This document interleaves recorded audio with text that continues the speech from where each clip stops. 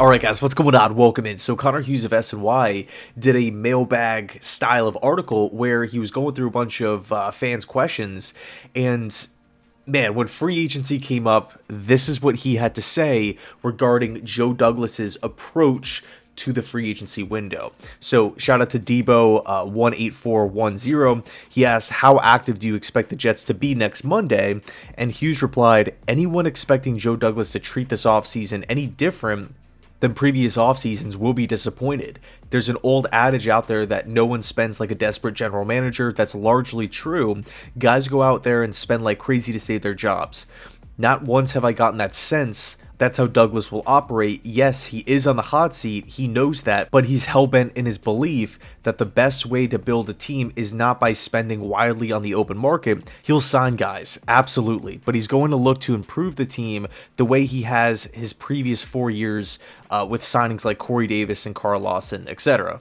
Now, on one hand, I get the approach. I get the approach from Joe Douglas's perspective, right? Build through the draft. You don't want to rely on free agency like it's this major crutch, right? Where we're trying to manipulate the cap every single season, or I guess off season rather. We're trying to bring in and band-aid a bunch of different positions. But here's the reality.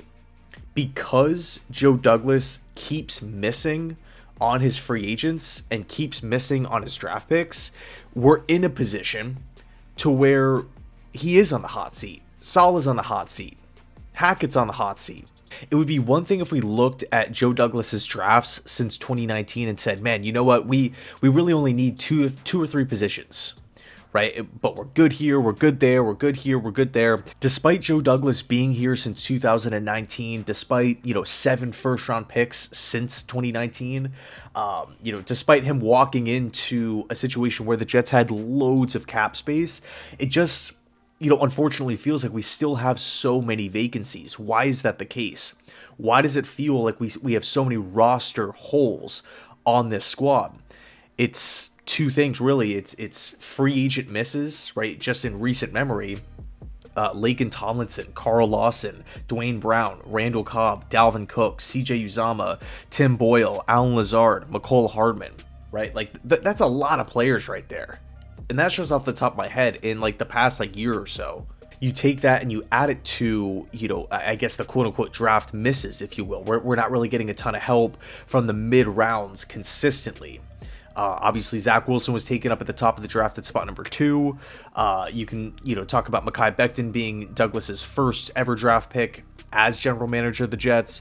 So, we're looking, and look, it's not to say that Douglas is, he hasn't signed a good player. Obviously not. Tyler Conklin, DJ Reed, Quincy Williams was a really nice find. I think also the defensive lineman signings always seem to pan out. I guess maybe outside of Carl Lawson, but like Al Woods, Solomon Thomas has been a really, really nice find. Quentin Jefferson had a career season, but I guess maybe you can credit that to Saleh and Ulbrich and their backstories and resumes of, consistently developing defensive linemen and really maximizing those talents there on the defensive side of the trenches.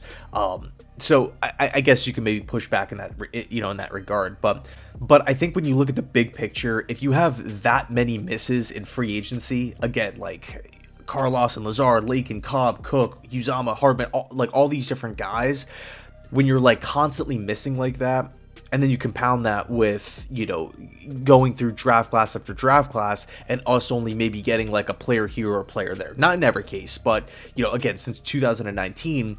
And then you take a look at the career record. 27-56 from Joe Douglas. Us failing to get beyond 500, right? Forget the 9-8 mark. We haven't reached 8 and 9, so it's still technically beneath 500 under Douglas's tenure here. And it does seem like there is this approach from Douglas to maybe not go after the big name free agents.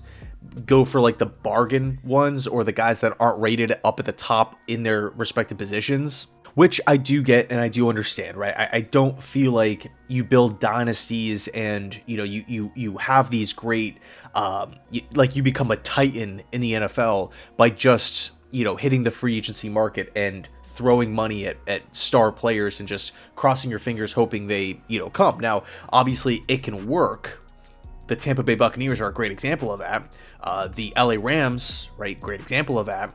There's other teams out there that, they sign their free agents, they come in and they start working immediately, they become building blocks. I think when it's all said and done, again, macro perspective here, career record, all of these free agent misses, all of these holes all across the roster, wide receiver 2, wide receiver 3, who's going to be the defined slot, who's going to be the backup quarterback, do we need a veteran running back, safety depth, starting left tackle, backup left tackle, starting right tackle, maybe a potential one guard for sure, potentially 2 if we kick AVT out to tackle, offensive line depth, right, specifically on the interior, or I guess in the interior.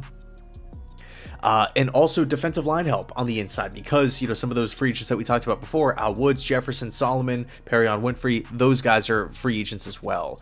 So again, macro perspective here, you're looking at the situation saying, you kind of want to maybe see a little bit of a different approach this go round, considering everything is, being played, all the weight is being and pressure is being put on this offseason to turn it around. Of course, Rodgers got hurt last season, but this team is not just, Rodgers away from winning a Super Bowl. Right, we have a lot of work cut out for us here. So I got to be honest, I am hoping for a different approach here. The 27-56 record, I think, speaks for itself. That record is awful. Matched with all the other vacancies, I don't want to just be sitting around first couple days of free agency, just waiting to see how the board plays out, seeing, some of the top offensive linemen go, some of the top wide receivers go, and then we're kind of left trying to cut bargain deals, being completely reliant on the draft. And we look at the draft, we don't even have a second round pick. So we're talking about the 10th pick and then, a mid third round pick here, unless of course of a trade back situation or something like that happening. But you're hoping for the 10th pick and the 3rd pick to come in and be those go-to impact players. If you're not going to be those heavy hitters in free agency with a lot of vacancies, I do feel like it could be a recipe for disaster. But who knows how this whole thing is going to play out. Let me know your thoughts down below in the comment section. Despite this little rumor / report here, I think I'm still totally amped up for free agency. I cannot wait. I'm just counting down the days. Right, Monday at noon. Anyway, let me know your thoughts down below. Thanks so much, and as always, go Jets.